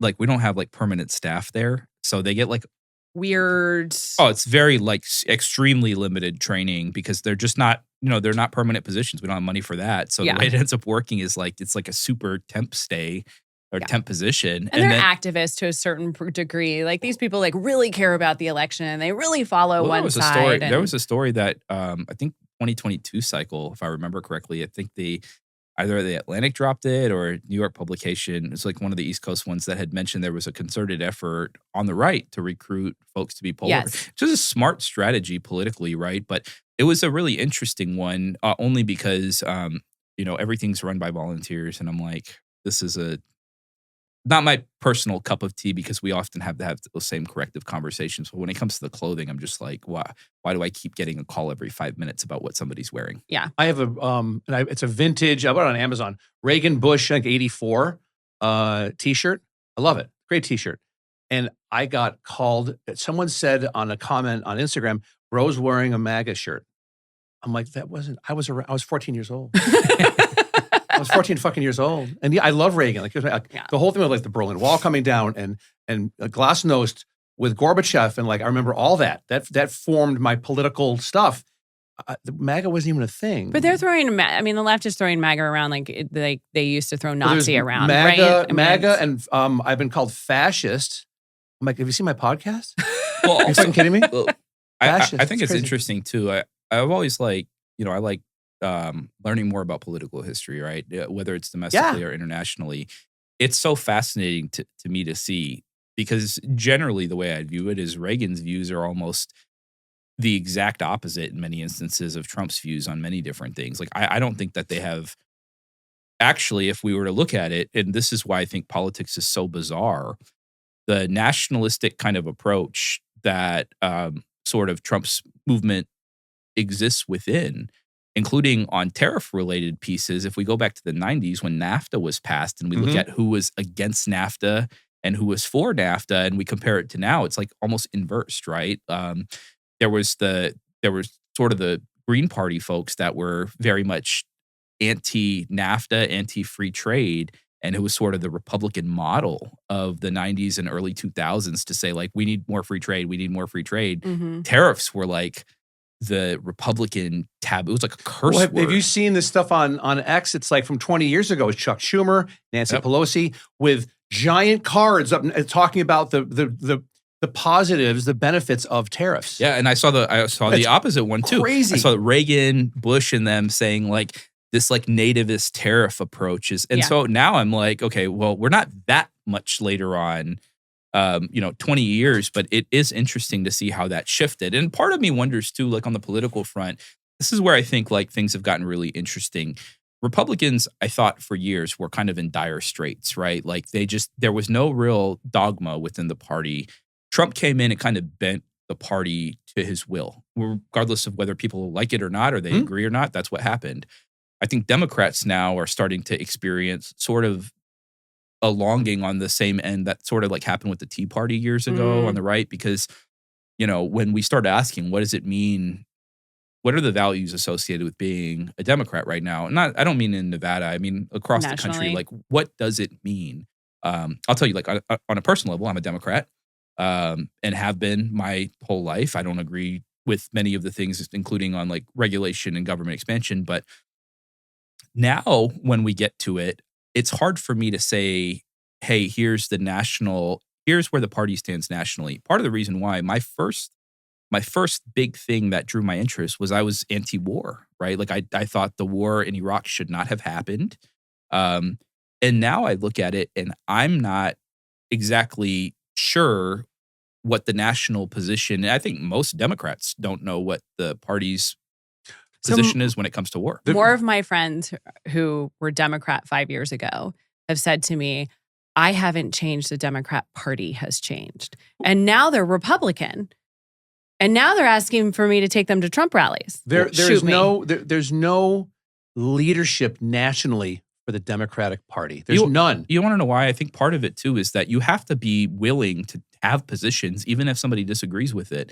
There's like become this weird obsession. I think this is like the problem with listening to consultants all the time, right? And this is what happens with most of the national candidates is they'll try to get you into this like totally neutral middling route where nobody even knows what that means, right?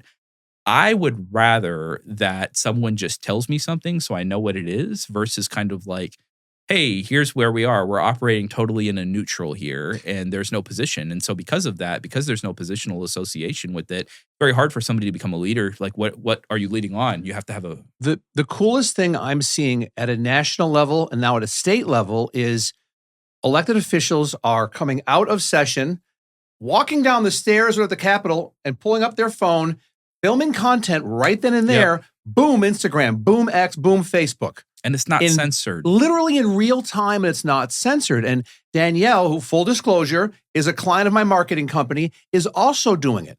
And we can look at Danielle's for an example. Her numbers have gone woof. And there's nobody else. She has a bigger social media audience than the governor of fucking Nevada. Yep. What? Like, I am so happy for her. It comes at a cost Absolutely it does. But why is it that she's the only one? because I'm paying a price for it. Do you really think so? Because It's- look at what, again, it's like I'll let putting you know. lights on. I know. I'll let you know at the end of session because Fair enough. there's definitely like I've got 2 bills sitting in one particular committee, which I'm not going to talk about. But one of the bills you like, right? Hmm. And I won't get a hearing because she doesn't like what I said on over the last year. Like- She don't like being called out on her shit. It's crazy to me that, like, I'm a podcaster, and why aren't more? And we know the answer to this, but people that figure it out that, like, I'm helping her out, my phone isn't ringing at all. No other elected official has reached out to me to say, "Hey, I see what you're doing with Danielle, or I'd love to go on your podcast." Yep. You know, nobody from, there's one person who was on the school board. We've gone back and forth, but she's not committed to a date.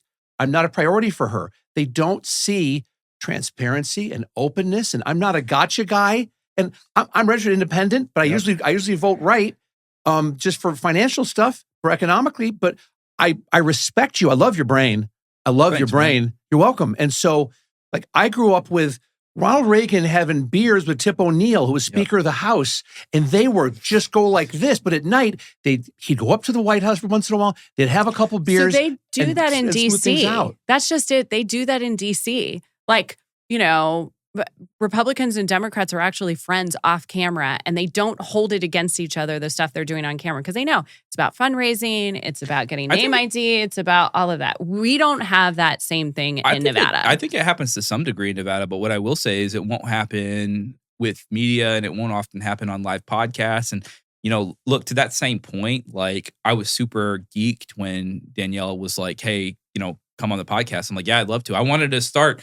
I'm hoping that John Abel from the police union, Las Vegas Police Patrol Association, PPA, and I are able to start a podcast one day, because it'd be fun, right? Like, and I think Yeah. it's interesting, but I love it. I agree with you. I love it when I see these members of Congress or other folks pulling out their camera and giving me this non-scripted. Mark Wayne Mullen, with his big old cowboy hat on, his big old belt buckle from Wyoming. Yep. God bless. You I know, mean, I'll tell you who's doing more of that now, though. I will say, and I've seen it over the years. So, Congressman Horsford and I are close. Like, right, he's a friend. He's a fraternity brother of mine. I've known him for years. Love him. Love his family. Like, on a personal level, we don't always agree on everything policy wise, which again we're not supposed to. But he actually did one of these a couple days ago. I saw it, and I thought the visual optimization of it to me was so striking versus like being stuffy behind a desk where you're reading off scripted remarks. He's in front of the camera. He's saying what just happened on the floor. awesome. I don't really get this preview of what happens on the actual floor or in a sort of a conversation that happens behind the scenes. Yeah. It's sort of like breaking the fourth wall. Talk which about is exciting. Talk about going across. Mainstream media is dead. Fucking dead. ABC, CBS, NBC are dead. It's CNN because of, and it's Fox too, because if you've got members of Congress, the House, whatever, coming right out and talking while it's still fresh in their brains about what just happened on the floor, and they're going right to their audience, send, gone. To me, I love that because I'm all about transparency.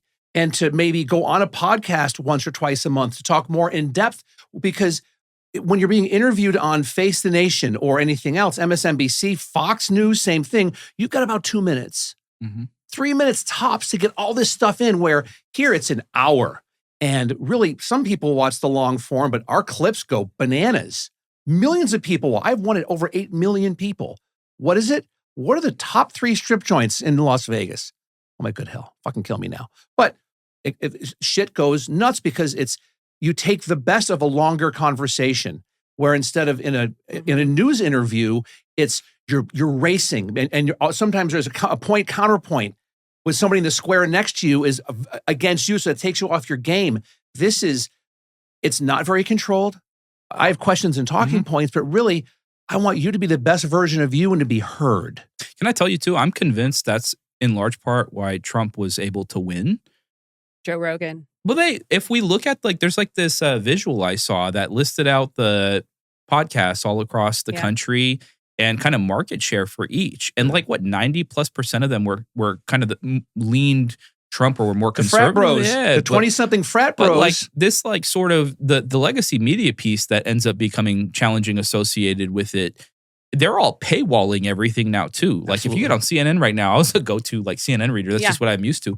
I am not, that was not part of the plan, was to pay for the paywall in every article. RJ, they have a paywall. They have a paywall too. Well, they all have a paywall. And that's why that is going the way of the dinosaur. It's more now. It was Barron Trump telling his dad what podcast to go on Theo Vaughn, to go on Bussin' with the Boys, to go on Rogan. That was all his 19-year-old son. And I have no idea. Again, I'm going to attribute this to consultants, because to me, the folks that say don't go speak to so-and-so, right? Don't have the conversation, and everything that ends up cut off. Like, consultants sometimes will find value in saying no, right? It's like their message is, this is an unnecessary risk. It's a conversation. And honestly, if you're running to serve people of whatever community, don't you think you owe it to everybody to be transparent at all times? So I will agree with you on the consultants, right? They want to be able to control everything, but they also want to be able to control the media because they make money off of it. Yeah. So when I started to do this, there was apprehension.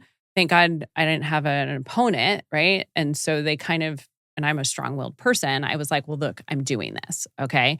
So now they're worried that there's going to be too much media out there that people can clip and make me look bad, right? And then they're also worried they're not making any money off of this. They're also worried that some of their candidates can't handle this type of format, so it makes them look bad, right? Yeah. But then, midway through the cycle, all of a sudden I'm getting various Republican comms team being like, hey, can you share this? Or hey, can you do a video on this? Or I'm like, oh, now you find it beneficial? How interesting. I'm shocked that, because I thought for a while I was going to go up. I've never been to Carson before. I was going to go up and just hang out with her for a day just to see day in the life. I told you not to come. And she's like, don't do it. Because my thing, I was even taking it to me with my ADHD. I'm like, I would rent out a hotel room somewhere or do some type of room, and we could get people to come on and do mini snippets, Fargo Talks for half-hour episodes. I'm like, nobody would show up. No, and nobody would show up. Wow. He says to me, he goes, hey, can you get one of those selfie sticks, and when you're coming off the floor, shoot a video? And I go, no fucking way I'm doing that. Think about there would be yeah. They would make some rule that I'm not allowed to do that, right? So, Athar, to me, it's crazy. It's nuts, dude. Right? I agree. And I think that it cuts across the board. That's why I don't really understand there's always the conversation about, it's a risk, right? You're going to lose A, B, and C. Name recognition matters, and the way these cycles move, and I don't know if folks just haven't picked up on this shit. The way these cycles move is it's going to be in one ear and out the other within a day. Even the worst headlines last 48 hours now. So what are you so paranoid about? Just have the conversation and, speak freely. But I think that to the point that you all mentioned about not wanting to be exposed for maybe not having the points, that is a real concern. I could imagine where but that should be a reflection. Spend more time learning and growing. I think there's people that have their strong personal opinions, but they don't do the analysis or get a really strong understanding of why their positions are the way they are. And if you can't really explain the why, the what doesn't matter as much. If I was running for political office or advising somebody these days, I would say, knock doors, number one, to get to know your constituents. There's nothing better than that. Go knock doors. Second is go on every freaking podcast you can. Yep. Or start your own. Yep. And have on whoever you want. Because transparency is the greatest thing in the world. The third one I'd It's the mentioned too, best. and that's totally in line with my view on it. The third one I'd mentioned too is the one thing I also see candidates struggle with is maintaining contact during the non-election period. So to your point, the live videos are totally awesome, but I see so many of them get elected, and it's the next time they reach out to their constituents is the next time they're running. Is the next election cycle. Everybody hates. Well, and that's something and that's something. Oh, go ahead. You go ahead. Yeah, no, I mean, that's one thing. So I'm lucky in terms of my district. I have 3 Republican groups, which is a lot. And so my groups are always so grateful that right after session, I am speaking before them on a legislative, overview. I am there almost every meeting way before we're even thinking about the election, because that means something to them, that I'm the only elected in that room when I'm not campaigning. And then I will periodically come throughout the election cycle, because what happens is if there's 10, 15, 20 candidates and, my people know, right? Like, I'm out knocking doors for my candidates right now. I can't come in here. You know what I'm doing. Yep. And I pick up the phone, which you always laugh, right? Athar, in a perfect world, if I could buy one of Elon Musk was making flamethrowers for a while, bless his heart, I'd buy one of those and I would torch every single fucking vote for me roadside sign that there is in Clark County. It becomes visual pollution to me. That and the money they spend on the TV, on radio, on billboards. Who the fuck looks at a billboard these days? Like, unless you're little darlings, I'm not looking at what your message is. Well, look, also, so should we the Republicans be in a flag bikini with a gun, vote for me? Would you vote for that? Yes. Because Mindy Robinson tried to do that. Sure, why not? You know what? I'm pro-gun. So if that shows me that you're not going to come touch my guns, then done. So's he. Then you get my vote. I'm just I think to that same point, the way that candidates move in that direction. And that's why I'm like, it's the same strategy over. I totally agree on the signs. It's also kind of like, great, you've picked the prettiest person to be a judge that has no basic fucking information. And it's probably an AI photo of her on the fucking billboard. It's Judge whore. Oh, sorry. I think I think on the when we actually discuss the nature of campaigning and things like that too, it just goes, the generic cookie cutter shit is out the door. The standard text message. Get me started. I'm fighting for you. Well, I'm glad you sent me that message, because I would have really hated to receive a message that says, I'm not hey, fighting I'm for you. not fighting for you. It's I like know. the I actually most can't stand basic, you. How dare you? It's like the Don't most vote for me. basic form of messaging across the board. Sometimes it works. I'll say I always chuckle at this. Like, me and some of my friends who will discuss education policy, the school choice arguments always start with, and I love the discussion and debate surrounding anything that's going to fix systems, right? Like, regardless of if I agree or not, I just love the discussion too, much the same way you do. But I always love the pretext of the question always is like, do you love your kids? Like, what the fuck? Yeah, right? Like, it's like it's almost like this Bless you. quasi appealing to the most basic form. Well, that's what interest. That's what, when it was Trump Hillary campaign, that's what all the Facebook ads were on both sides. Yeah, were doing that. Yep. Like, blatantly, they were A/B testing. Like, I've done those campaigns before. Yep. You are appealing to the lowest common denominator of somebody, especially if they're a parent. Yeah. Like, you hate your kids if you don't vote for school choice. Yeah. Wait. And by the way, I'm for school choice. I'm all for it. But holy hell. Yeah, look, I think that's The manipulation. It's crazy. It always ends up happening, or it's like, it used to be the same, but it's age old, I guess. It just has gotten more pervasive with people relying on these direct forms of communication at scale. Example was I remember when the war in Iraq was happening, if you were a critic of the war, they're like, well, you hate our troops. How dare you? Like, you must not like our troops. Like, what? Yeah. Like, what? Like, how did we get to this There's stage? no weapons of mass destruction. I think that's part of the reason why the podcast portion is such a big threat, is that you think we're going to go and listen to sort of a mainstream piece that's mentioning over and over there are no weapons of mass destruction, right? That this is dangerous. Podcasts give individuals the opportunity to express themselves in that way and push back. Right, wrong, it gives a different audience and a different perspective. In many of those instances, sort of these narratives that have been put out that are being reported as news but are actually opinion pieces, they're not news, right? They can be opinion pieces. But I'll give an example. My mom she watches TV news. She doesn't read the news, right? She's 80. That's her thing, is she'll turn on the news and flip through channels. She won't be able to distinguish between what's the opinion sort of approaches and what's that. And so with podcasts, I think the reason they're popular, especially amongst millennials and those that are younger, is that it gives this honest ability to have the discussion where there might be a back and forth. And on TV news, it's you get the same cookie cutter analysts. But you don't podcasts? Yeah. Which one's your favorite? And I tell you, it's sort of so I will listen to Young Turks. I actually like PBD. I have watched yours. I listen to Rogan pretty often enough. Again, not because I just agree with everything. I sort of just love the discourse. I also watch a lot of the Pierce Morgan, because I like the way that he will go up there and get his ass kicked without like crying about it. Like anytime I see the him and Mehdi Hassan on there, to me it's always like a funny one because Pierce never looks good in those. Like objectively, I think he looks really poor, but he does not go back and delete the footage of him looking bad. It's the full interview all the way through, and I appreciate it. He takes his ego out of it. So I also like I'll say on culture too, this is another piece that I think like went alongside it on the podcast. And, they had most of us convinced the rest of the world was like truly fucked up and you couldn't even visit it. And then I started watching all these like food vlogs years ago. Like Mark Wiens is like my favorite food vlogger. He goes to all these countries, tries their like local street food and stuff like that and gives you a tour of the country. There are so many places now that are open to tourism that Americans are traveling to, mostly because of Instagram and Facebook had showed that it's not. It would have had us convinced that if you went to Vietnam right now, you'd step out of the plane and like step onto a landmine. Yeah, right. Like if it was like 20 years ago. But the news has become propaganda in a certain degree, right? Like somebody is trying to push some narrative whether it's on the right or the left. We're seeing media, it. It's a media, like the way that media is working in that regard is I just think it's advertising driven ratings.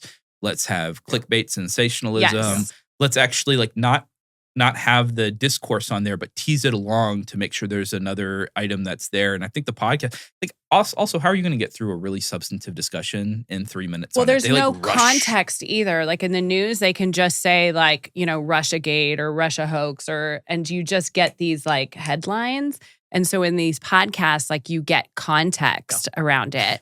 I remember, I don't know if you watched the Mark Andreessen, Joe Rogan. Yep, okay. Right. And Mark's like, yeah, my team says I'm not allowed to do anything short format. I can do long format because everybody takes it out of, context, what I say. And he's brilliant, but he makes a comment and they're like, oh my God, you're racist. And so now they're like, okay, you can just do long format stuff. You're okay there because we have context. The propensity too. We always talk about, this, like you talk about high propensity voters.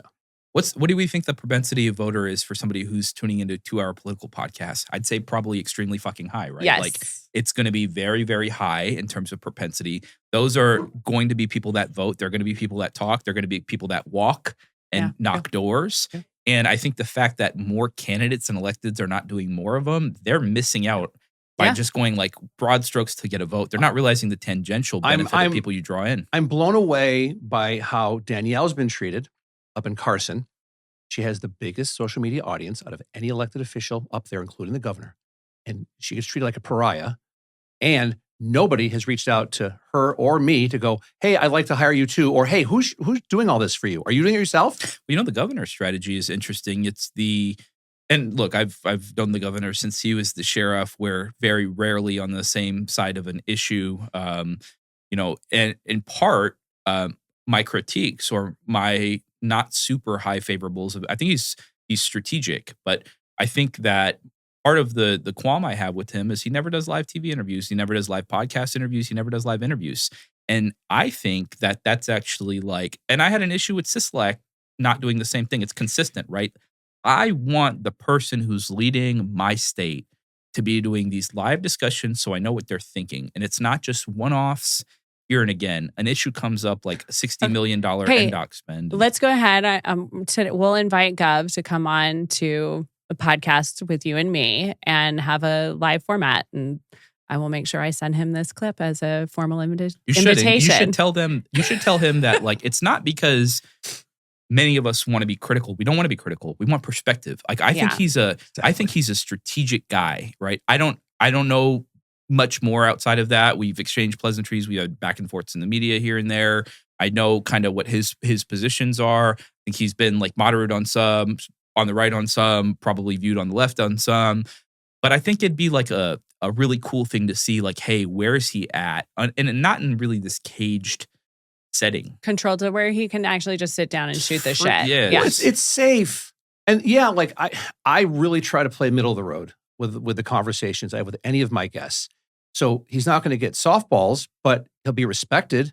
He'll be heard. And he'll have the conversation. He's actually a really funny dude. Yeah, I've heard that. He's really funny. But if you look to your point, Athar, about that no one is doing that, how often is the press pool allowed in the Oval Office and Trump is there doing all this and this and this and slamming Diet Cokes but fielding questions? It's almost every day. That's, I think, part of the reason why he got popular amongst his base was like there's live interviews. You always happening. know what's All the on his time. mind. All You the always time. know All what the he's time. doing. He's constantly, love him or hate him, he's accessible. Now, Yeah. look, I'm going to say the same thing I said about Biden. I thought somebody was supposed to take Grandpa's keys, and I don't think he should have been in the Oval Office personally, right? But at the same time, I'm not going to ever knock somebody who's over communicative for being over communicative. But you knew you got pushback when I started doing this. Like people were coming to you going like, what the hell is Gallant Yeah. doing?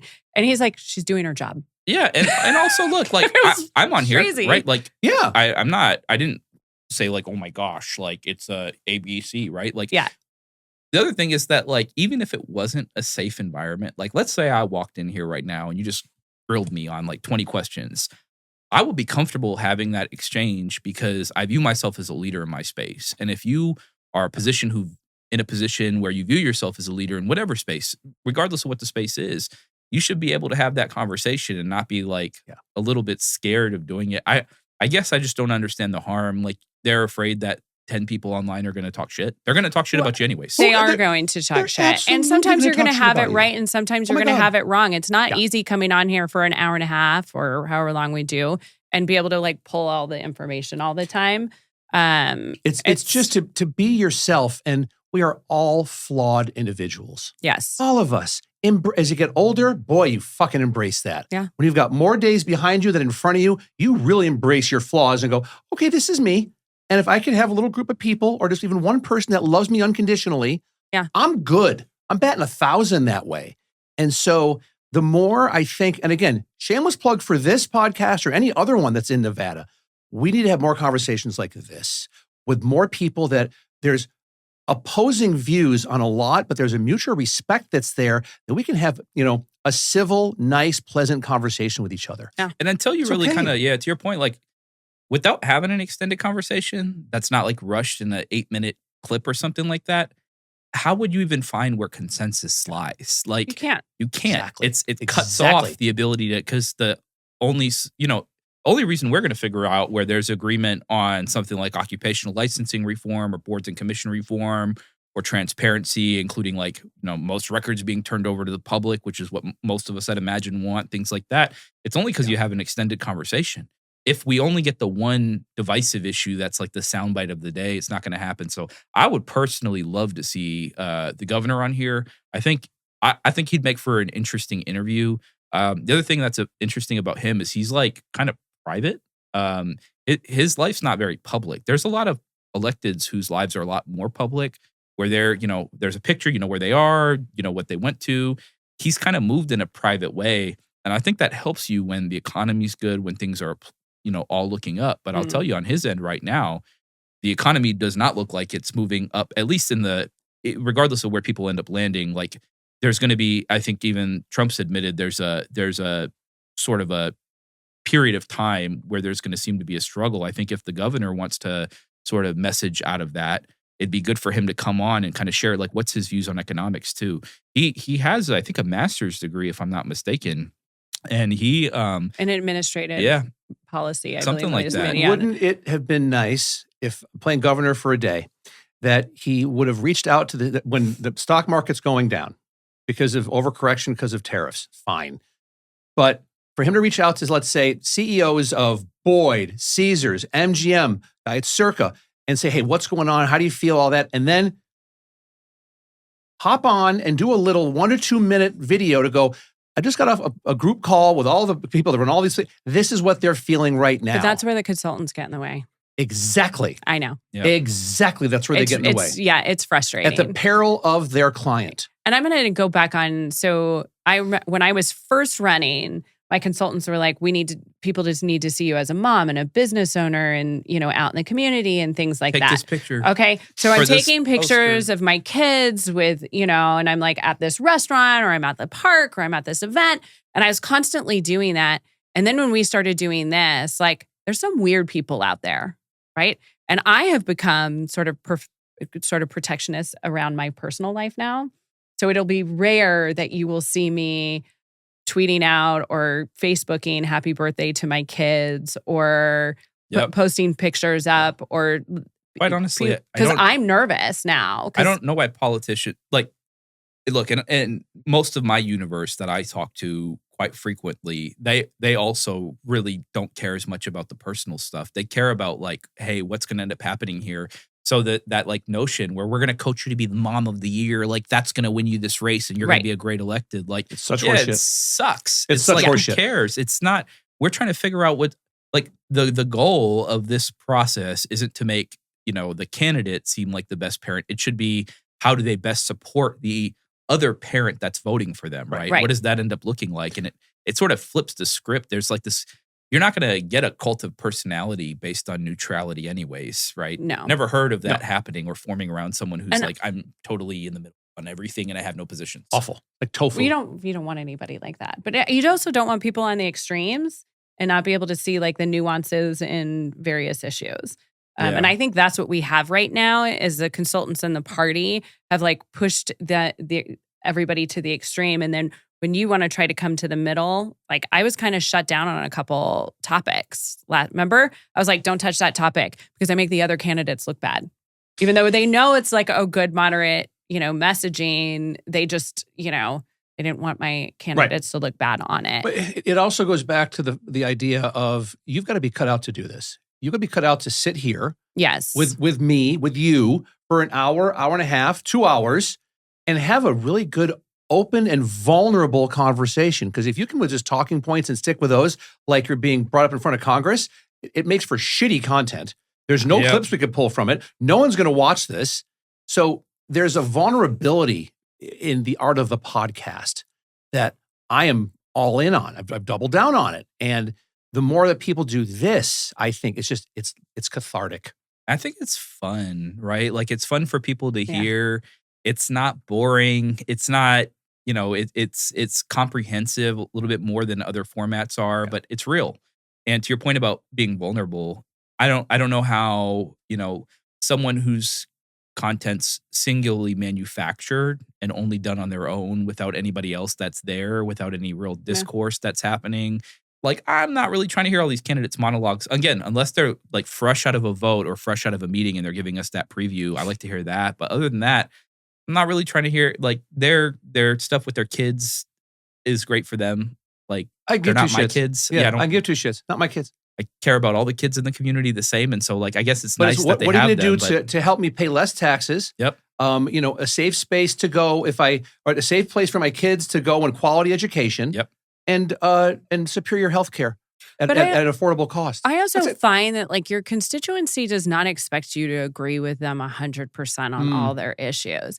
And that if you just go and explain why you look at something differently, they might not agree with you, but they respect you. And that earns their support because they're like, okay, great. Like Danielle's 85% of the way with my values. Fantastic. And she'll sit down and have a conversation with me about like, what's her stance on this?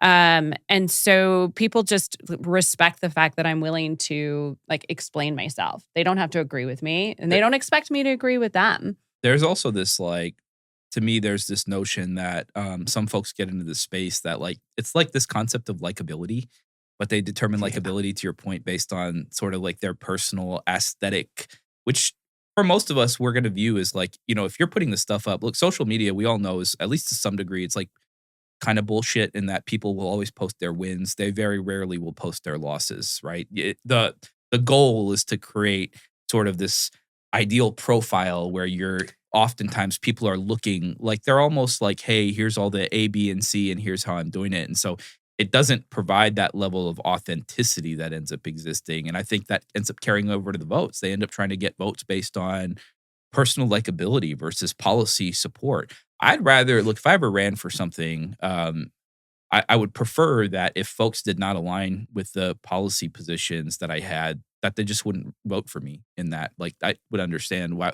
would you expect someone to vote for you when there's a disagreement there? But it's this weird, like, kind of relationship that I think sometimes candidates have to this like personal element versus the policy element. Look at how, love him or hate him, but look at what Trump does. Like he goes to a UFC fight. What president has ever gone to a UFC fight? And the whole place is chanting USA. Fighters, after they win, are going to Trump and hugging him and shaking his hand ringside with Dana White. Mm-hmm. He's going to the Daytona fight. He's winning the Super Bowl. First president ever. Yeah. brilliant from a marketing standpoint. Yeah, he's been at every boxing event. He's Brilliant, because if I'm an WWE, independent and I'm like, well, I really don't know, but I keep seeing this guy at all these events I'm watching. He's connecting with the fighters. I love the fighters too. I'm going to vote for this guy. That's what he's doing. It's a weird, crazy. I give him credit for this piece, which I think it's like very odd that somebody who's that affluent has managed to create this sort of appearance of, and I don't know if he is or he's not. I don't know the guy, right? But he appears to be relatable to a lot of folks. I'll give an example. This dude's on a plane eating McDonald's, right? Like, that matters to folks like me who will stop and get a Filet-O-Fish, right? My sandwich of choice from a fast food establishment. He's on the plane. They're flying to Mar-a-Lago. He's talking to reporters.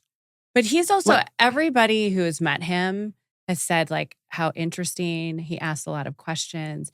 He appears like he is just absolutely enthralled in what that person is saying. He is interested in what they are saying. He makes them feel important. I mean, I don't know how many politicians, and even when I was on the, campaign trail first, where you're meeting somebody who's been in, maybe the former AG who's really bad about doing this, where you'll be at an event and if there's somebody, he's looking over your shoulder to see if there's somebody more important to talk to. And you're like, fuck you, dude. Yeah, I think with him, part of it too is he doesn't seem to really, when I say this, I mean about the political part, at least when he ran, it wasn't like, I need this.